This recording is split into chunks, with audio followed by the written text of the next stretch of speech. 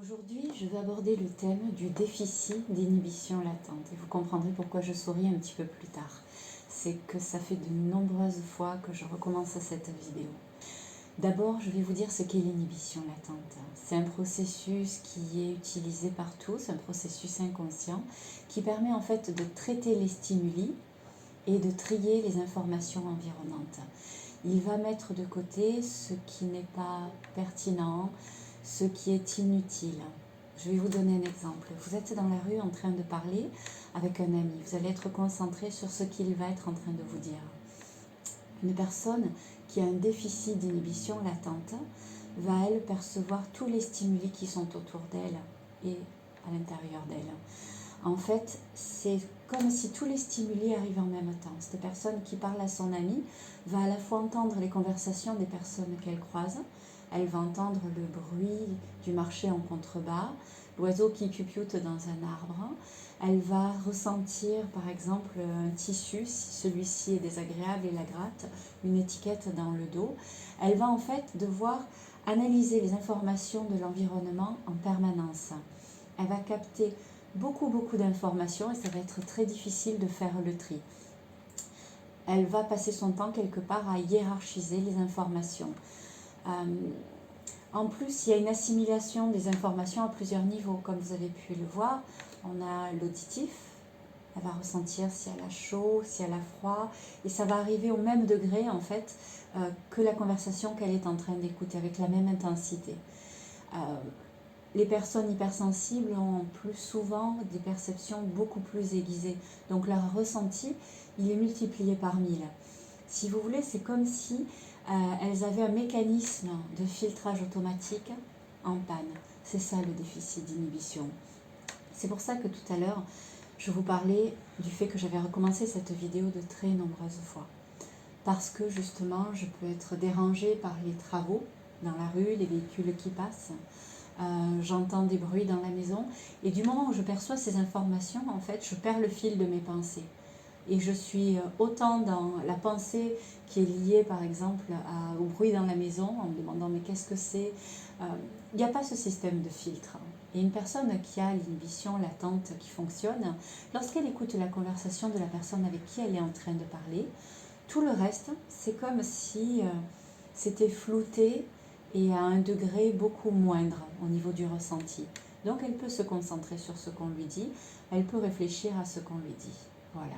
Une personne qui a un déficit d'inhibition latente, elle va penser à énormément de choses. Elle va être déjà stimulée par tout ça et du coup ça va engendrer ce malaise. Les aspects négatifs du déficit d'inhibition latente, c'est l'énergie que cela prend parce qu'il y a tellement de choses à traiter, à hiérarchiser, qu'en fait on peut rapidement arriver à saturation. Au-delà de ça, il y a également le ressenti face à cette surstimulation.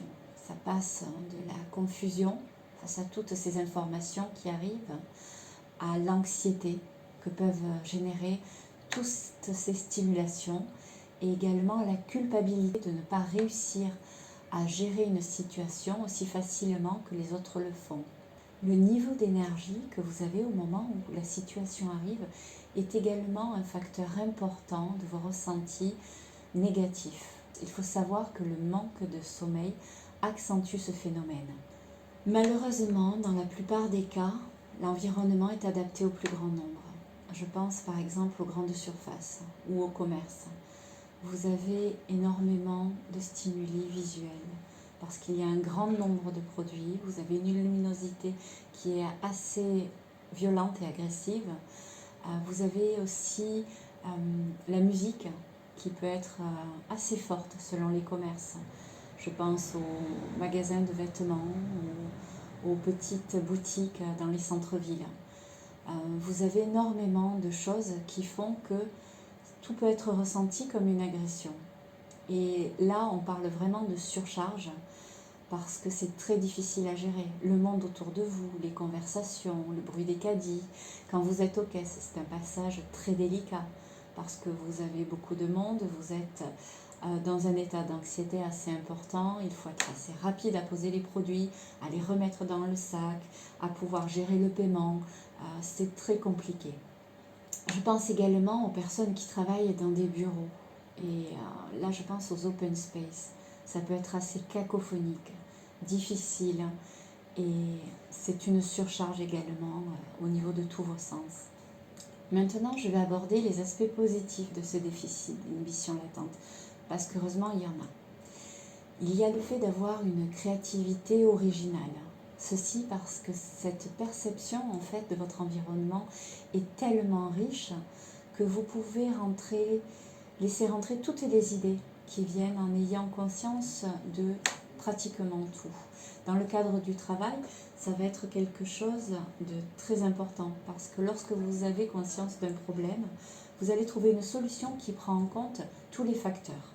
Parce que la solution qui va être trouvée va permettre en fait de ne rien laisser au hasard.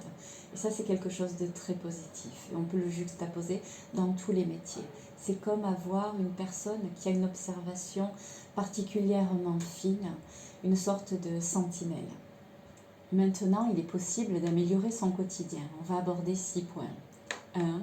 Traiter les effets négatifs indirects de ce déficit avec une personne compétente qui va vous aider à diminuer par exemple votre anxiété, qui va travailler avec vous pour améliorer votre estime et également qui travaillera sur les croyances négatives que vous pouvez avoir à votre sujet.